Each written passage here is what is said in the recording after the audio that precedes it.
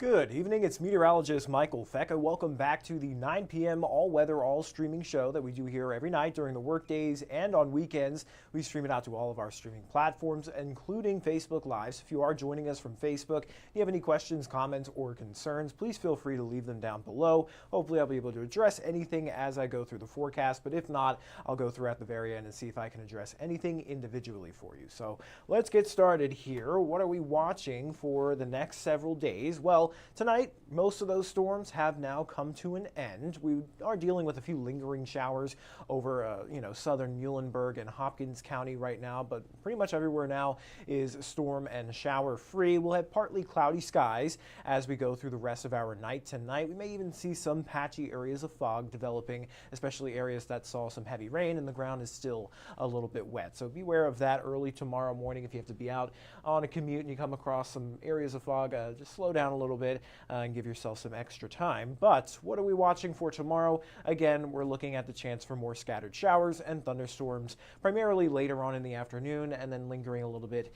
into the evening hours. And then daily chances for showers and storms continue once again through much of next week. It's kind of just a broken record, repeat every single day for the last week. We've been dealing with daily chances for showers and storms, and it continues through next week with very little hope in sight. But I do see a little bit of light at the end of the tunnel, and I'll show you what that looks like coming up a little bit later on in the stream. So let's take a look first at what we had earlier today. We had these showers and storms that actually developed far off to our west, and they were actually just little, pocket showers and storms, but they were actually able to grow upscale and turn into somewhat of a broken line of storms that moved through the entire tri-state. Now, we were under that level 1 and 2 risk for potentially isolated to scattered severe thunderstorms. We didn't end up seeing any severe thunderstorm warnings here in the tri-state. We did get a couple farther off to our west and to our south, and then even some off to our east, but all the storms that moved through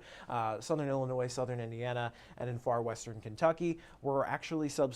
Now, they did actually have several special weather statements on many of the segments that were coming through, so that just means while they weren't severe, they were still pretty strong. So many of us actually experienced some very heavy rainfall, frequent lightning, and even some pretty gusty winds. Some folks maybe have had some power knocked out, and there have been maybe some small tree limbs or branches that have kind of littered their lawns. We kind of lost our signal here at the station because some of those stronger storms, but again, we didn't actually end up seeing any severe thunderstorm warnings, so thankfully that didn't end up materializing or ending up getting a little bit worse as we thought. But now it's quiet across the tri-state. I see some rain reports here from Williams, and he got 0.54 in his rain gauge at Bosse Field. Sadly, he got stuck driving in it, coming back to Evansville from Henderson. That was literally a wall of water. Yeah, that's the thing with these storms, is that it's so humid outside that they're able to take advantage of all that moisture. And we had rainfall rates of close to 1 to 2 inches per hour in some spots. Now, luckily, a lot of them were moving pretty quickly, so we didn't end up seeing any localized flooding issues, but that is always a threat here, especially with these daily chances for showers and storms. Any storm that develops could produce very, very heavy rainfall. Got dark as we were going to Sam's Club, says James, but it was just rain. Did look cool, though. Yeah, we actually got a couple of cool pictures of just some of the ominous-looking clouds that were rolling through the Evansville area. Jeanette said Poseyville had strong winds and heavy rain. Yes, I remember watching, that was kind of like where a lot of the storms were initializing, was just over southern Illinois, and then they kind of collected together over Posey County and then worked their way eastward. So I was watching out for some of those gusts as well. Definitely were able to see them on the Doppler radar, but glad everyone seems to be okay and no one's all distraught about it. But looking at our current satellite and radar, current Doppler radar, we just have a few lone showers that are grazing portions of southern Hopkins and Muhlenberg County. Otherwise, it's going to stay pretty quiet here for the rest of the night. We could again see some patchy areas of fog developing overnight, especially with areas that saw some heavier rain and the ground is still a little bit wet. Now, Looking at our 6-hour rainfall totals, this is actually outdated a little bit, but this does show you where we saw some heavier pockets of rain. You know, in Posey County, southern Posey County there, picked up an estimated 1.2 inches. We picked up around a half an inch to an inch here in the Evansville area. Most places with any storms that move through picked up around a half an inch or a little bit above that, but there were some pockets closer to 1 or even 2 inches, especially across western Kentucky and in Webster County, according to our radar estimates. But looking at the rest of our night tonight, as I mentioned before, we're going to stay pretty quiet here. We could see partly cloudy skies with a few patchy areas of fog billowing up overnight, but overall it's going to be quiet here. We're going to be drying out through the overnight hours. Temperatures will drop down into the lower 70s, and then tomorrow we have another chance for scattered showers and thunderstorms, starting off later in the afternoon and continuing into the early evening hours. Temperatures will warm up into the upper 80s to around 90 degrees for tomorrow afternoon. So here's what Sunday looks like there. Actually, can back it up a little bit.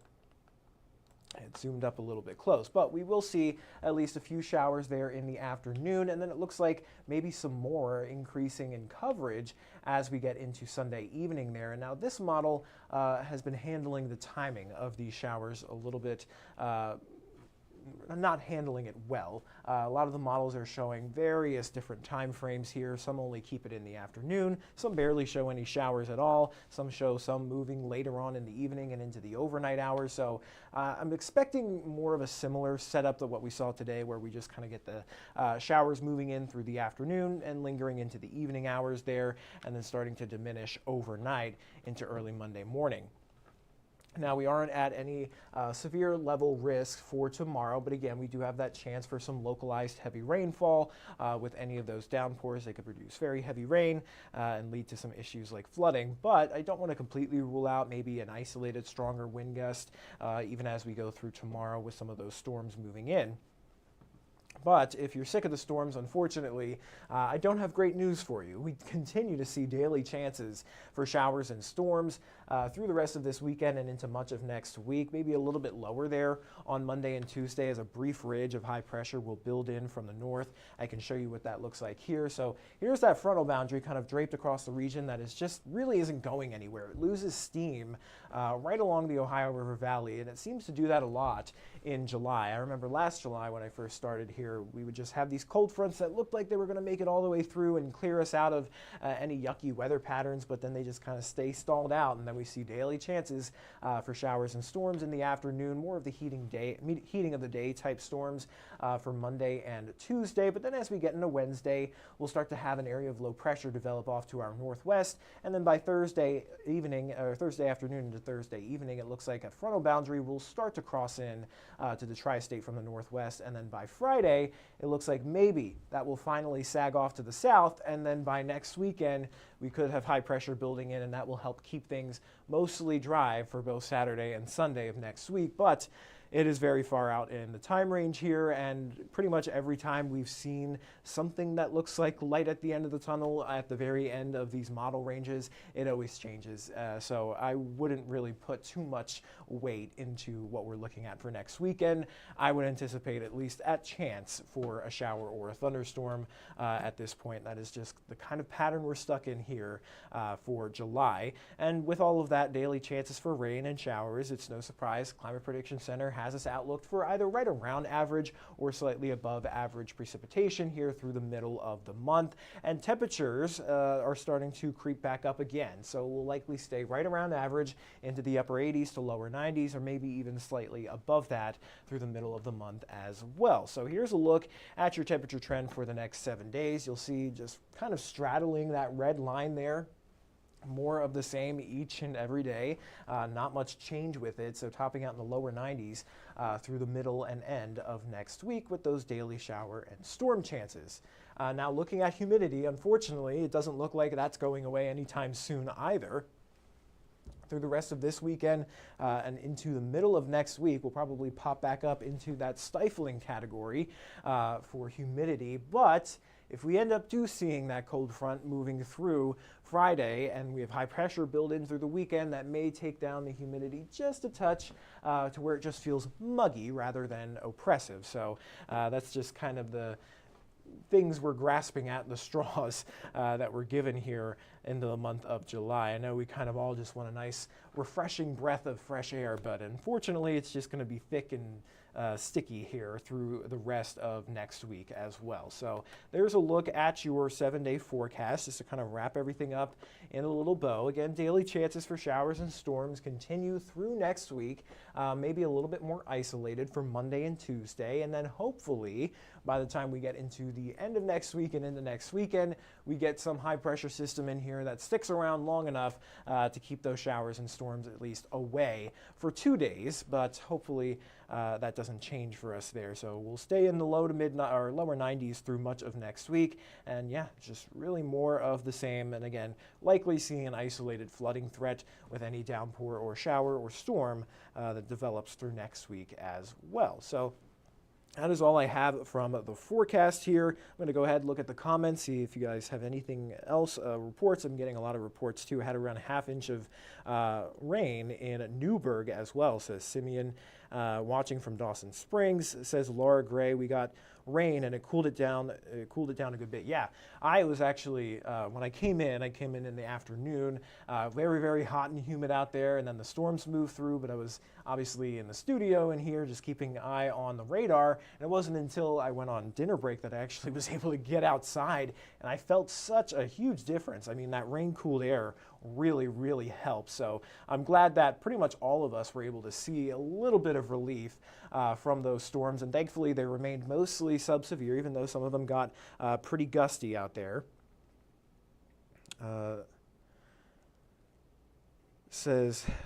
James says, the rain, I hope, helped the firefighters out in Newburgh with the fire at Warwick Education Center off 261. I believe our reporter Gabe was actually there at that fire, and he actually did mention something about that in his package. So if you want to tune in to 14 News at 10 tonight, you'll be able to get your answer there.